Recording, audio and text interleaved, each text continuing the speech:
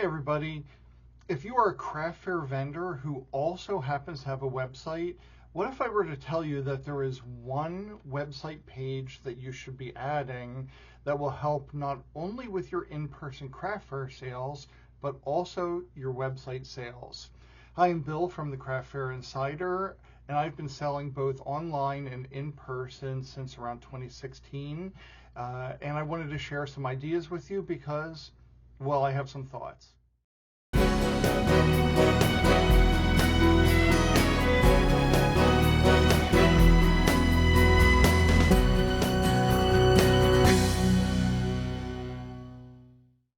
everybody, welcome back to this week's video. And as I said in the intro, we're going to be talking about having an events page or a where I'll be page, whatever you want to call it. It's going to be something that, at least for me, has been really helpful. And I was surprised to see some of the results that I'm seeing in my online search, in my Google Search Console, and on my website stats. That early on I wasn't expecting. It's like, oh wow, that's curious, and then it seemed to be a continuing trend. So hopefully it'll work for you too. We already know that if you're doing those in-person craft fairs, you're probably, aside from your booth setup and doing all of your product manufacturing, things like that, you're also most likely promoting it in some way, shape, or form on social medias. So whether you're throwing out TikToks, posting on your Facebook page, Instagram, whatever it is, you're doing hopefully a lot of promotion yourself. And in those cases, it's going to help some people that either already know you because they're following you, or they might be looking for information on the fair itself. This is just another way of getting yourself out there, and more so potentially to people that don't know you exist yet, which we all know is the hardest type of people to get. So before we go into all the fun stuff about how important it is and what I've learned, let's talk about what information you want to put on your events page for each of the events. So one of the things that I try to do is, if there is somebody doing social media or websites for the craft fair itself, they've probably developed some kind of logo or a little info poster about the event. So I like to grab that and use that as an image next to the information about the craft fair on my website. So obviously we are going to put the name of the event, whatever it happens to be, the date and the time that it will be going on. And you want to make sure that that is actual text. Don't have that only as an image, because you want the search engines to be able to find the text, read the text, and then bring back the result. So if you're sharing one of the flyers or event posters, yes, the name and date is on there, but you still want it to be actual text on your website. In addition to that, put the GPS address for the event. And I know sometimes there are street festivals that maybe don't have a particular address. You could say this street between here and here, but also then say, pick, maybe there's a parking lot that they're suggesting people use, or one of the buildings at the perimeter of the street that's closed. Do that address and say, put this address into your GPS to find us. Because in some cases people are not going to be super familiar with that particular craft fair. Maybe they haven't been there before, and you want to be as helpful as possible to get them to the event. If they have a formal website, then you want to link to that website. If they have a Facebook event page, then you want to link to the Facebook event page. Again, just try to be very helpful, because somebody might come across this through your website, click through, and then they're going to click, interested or going on Facebook, or maybe they'll want to save the website information there. And then, if there's any other kind of information that you think would be helpful that you would want to know as somebody attending the event, So it could be parking information. Maybe there's shuttle service coming from somewhere. If you have been there for multiple years, don't forget to say that. Hey, I'm looking forward to coming back to XYZ craft fair. This is my 10th year there. It's going to also help you with people that are not super familiar with you and your business, because if you've been going there for a while, if you're a long-standing returning vendor, number one, for you, the craft fair is worth it, but you're also clearly making sales, because you wouldn't keep going back to a place that you're not selling anything. So it's sort of social proof indirectly, that it's something that is good for them and for you, and hopefully they'll be able to come and check you out. I generally try and avoid saying, like, don't do this, but don't do this. Whatever you do, do not create your own Facebook event for any of these events. Doesn't matter if one exists or not at the time that you create it. It is going to ultimately cause confusion for people that are trying to search for that, and then they're getting your information and their information. And what if something changes, right? The promoters that are actually putting on the event, if something changes, they're going to be updating their official Facebook event. They're not going to be looking for other people to see if there's contradictory information out there. What if it gets postponed? I think the last thing you're worried about is remembering to go back and make updates to yours. So just leave it go. Let the people that are running it, let them do it. Again, you don't want to cause confusion for people in any way, shape, or form. It's not going to help you that much. If you're worried about having people know that you're going to be there and people are following you, the mailing list is the way to go ahead and do that, and we'll talk about that another day.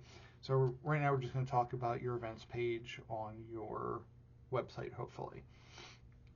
So there are a bunch of different ways of having the events listed out that you're going to be at.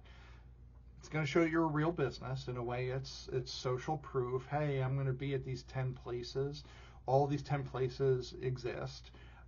You've been going to some of them for multiple years. What I often do is the top half of my events page are what's coming up for me. And then I have a section under that I call "You May Have Seen Me At." And in those cases, I will put the events and then the years that I've attended them. So, you may have seen me at this craft fair, maybe 2016 to 2025. And then it just, again, kind of builds to how long you've been at those different places. If you had a one-off or a one-off bad experience, then that's something that I probably wouldn't pop on. But if you become regular, then I think having the "You May Have Seen Me At" section at the bottom could also be very helpful. Now, the main reason and the surprise for me was when it comes down to Google searches. I have seen over the years a lot of variations for searches that they're like this: craft fair near me, craft fairs Philadelphia, craft fairs in whatever county this weekend. So there are people that are looking for things to do, coming up, and they're just looking for places to go. So why a generic craft fairs near me is a good search for you and your website is, let's face it, Google, Big Brother, all that, they know, everybody's IP on their computers lets the search engine know exactly where the person is searching from.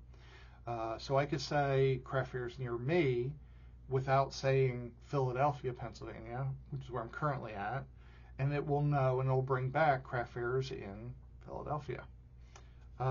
If people are on their phones, same thing. GPS is going to know where they are, and it's going to bring things back near you. So they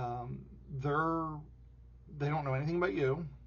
They don't know anything about the craft fair, but you have then come back as a search result for them, and now you get somebody probably clicking through to, at the very least, your events or where I'll be page, and they're seeing all the information about the craft fair.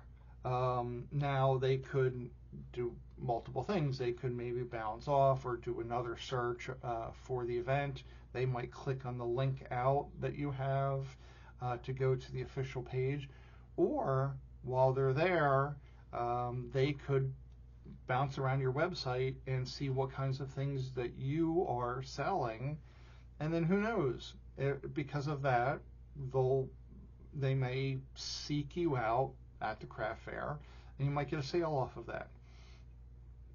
Or even, let's say that they do all that work, but it's either a little too far away, or maybe they were looking for something, I don't know, on Saturday, but your event is on Sunday, and they may not be able to go to the event.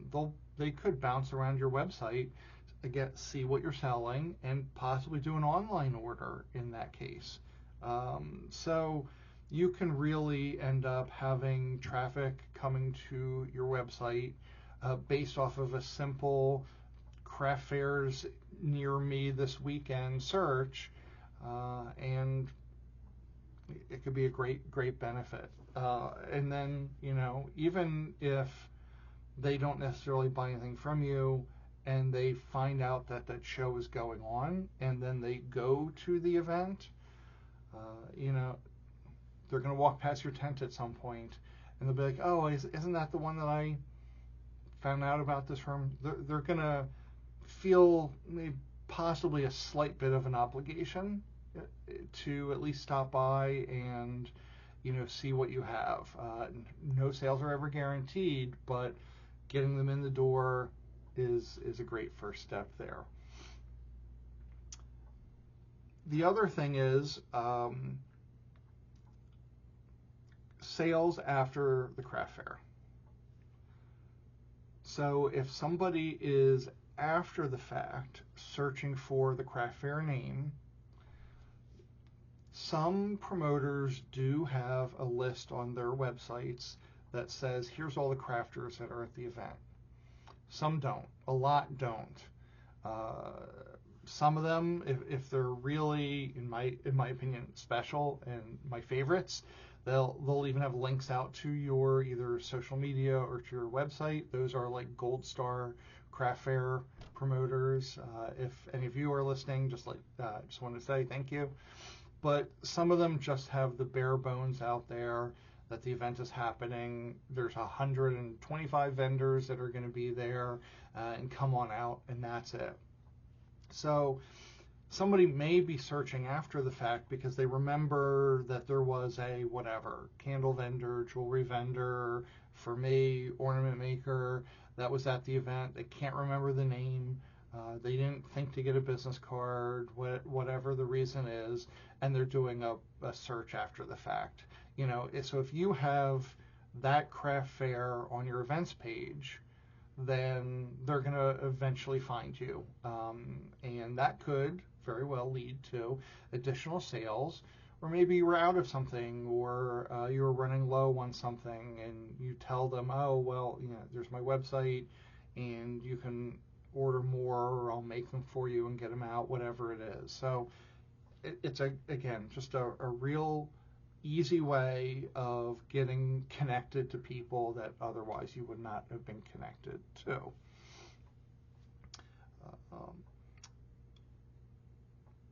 The other thing you could do is like a next step, and for me, I don't want to deal with this, but I know it is a bit of a problem solver or a solution for some folks there. Is you could do a pre-order and say, maybe have a couple items, If somebody doesn't want to pay for shipping but are willing to go to the craft fair to do the pickup, you can have them order online, pick the craft fair that they're want to do the pickup at, and then they could come see you in person and just grab the item. The only reason I don't want to deal with it is I just don't want to be lugging around the items, and what happens if the person doesn't show up. But I know a lot of people sort of, I don't want to say rely on it, but use that quite a bit. Those are the people usually that are in the same general area, weekend after weekend after weekend, and they're not going super far, but they're really in the local craft business, or craft scene, whatever you want to call it. So it's something that might work for you or might not. But I think that ultimately, with a little bit of time to build it out, and then as you add your events or as they pass, you just, maybe every couple weeks, you have a bit of a update run on that to make sure that the most recent ones are at the very top. It's a great way of getting some additional traffic. So thanks for watching this, and if you think that this video has prompted you to start an events page or maybe expand your events page, would love to have a like on the video. If you're not already subscribing, we do have weekly videos coming out that you can watch, and that'll notify you when they are live. And have a great day out there, everybody, and good luck.